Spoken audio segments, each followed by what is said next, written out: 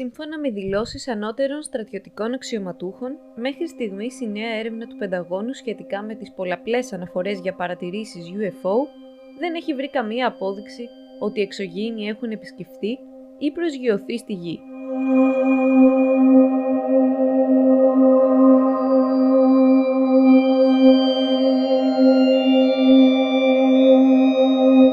Η πρόσφατη εστίαση του Πενταγώνου στη διερεύνηση αγνώστου ταυτότητας αντικειμένων ή UFO στο διάστημα, στον ουρανό και κάτω από το νερό είχε ως αποτέλεσμα εκατοντάδες νέες αναφορές, οι οποίες αυτή τη στιγμή βρίσκονται υπό διερεύνηση. Το γραφείο του Διευθυντή της Εθνικής Υπηρεσίας Πληροφοριών δημοσίευσε τον Ιούνιο του 2021 μια έκθεση που περιγράφει 144 πιθανές συναντήσεις με UFO μεταξύ του 2004 και του 2021. 80 από αυτές καταγράφηκαν από πολλαπλούς αισθητήρες.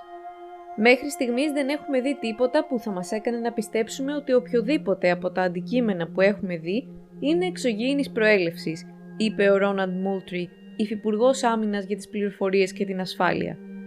Ο Σον Κιρκπάτρικ, διευθυντής του νέου γραφείου του Πενταγώνου All Domain Anomaly Resolution Office, δήλωσε ότι δεν μπορεί να επιβεβαιώσει ή να αρνηθεί την ύπαρξη εξωγήινης ζωής, αλλά υιοθετεί μια επιστημονική προσέγγιση στην έρευνα. Όταν ρωτήθηκε για τον αριθμό των νέων αναφορών για πιθανές θεάσεις UFO, ο Kirkpatrick είπε αρκετές εκατοντάδες. Οι άνθρωποι αναφέρουν εδώ και καιρό ότι βλέπουν στον ουρανό άγνωστα υπτάμενα αντικείμενα, γεγονός που οδηγεί πολλούς να πιστεύουν ότι υπάρχουν ενδείξεις εξωγήινης ζωής. Ορισμένοι πιστεύουν ότι η κυβέρνηση των Ηνωμένων Πολιτειών έχει περισσότερες αποδείξεις για UFO από όσες έχει αποκαλύψει. Οι παρατηρήσεις αεροσκαφών που δεν φαίνεται να μοιάζουν με γνωστά σκάφη και σχετική τεχνολογία ή οι παρατηρήσεις αντικειμένων που φαίνεται να αψηφούν τους νόμους της φυσικής αναφέρονται εδώ και καιρό από ερασιτέχνες παρατηρητές. Μία νέα έκθεση του Διευθυντή της Εθνικής Υπηρεσίας Πληροφοριών που θα παρέχει συγκεκριμένα στοιχεία για τις νέες αναφορές περί UFO που ελήφθησαν το 2021 αναμένεται μέχρι το τέλος του έτους. Τον Μάιο το Κογκρέσο των Ηνωμένων Πολιτειών πραγματοποίησε την πρώτη ακρόαση για τα UFO μετά από 50 και πλέον χρόνια.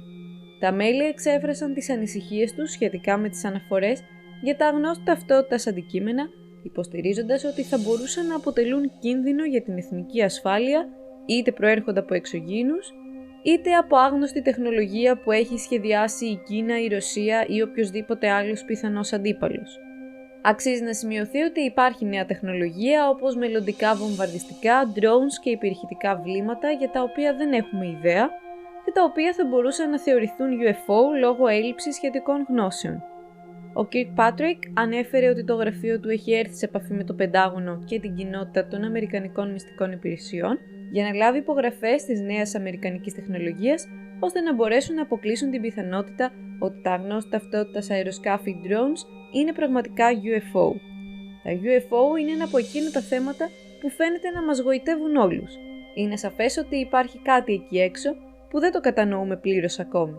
Ενώ οι περισσότερες επιστημονικές εξηγήσεις τείνουν προς τη λανθασμένη αναγνώριση ή την παρερμηνία ως αιτία για πολλές αναφερόμενες θεάσεις, υπάρχουν ακόμη ορισμένα ανεξήγητα περιστατικά που παραμένουν ανοιχτά ερωτήματα. Ένα πράγμα είναι σίγουρο πάντως: το μυστήριο γύρω από τα UFO και τους εξωγήινους θα μας απασχολεί για χρόνια.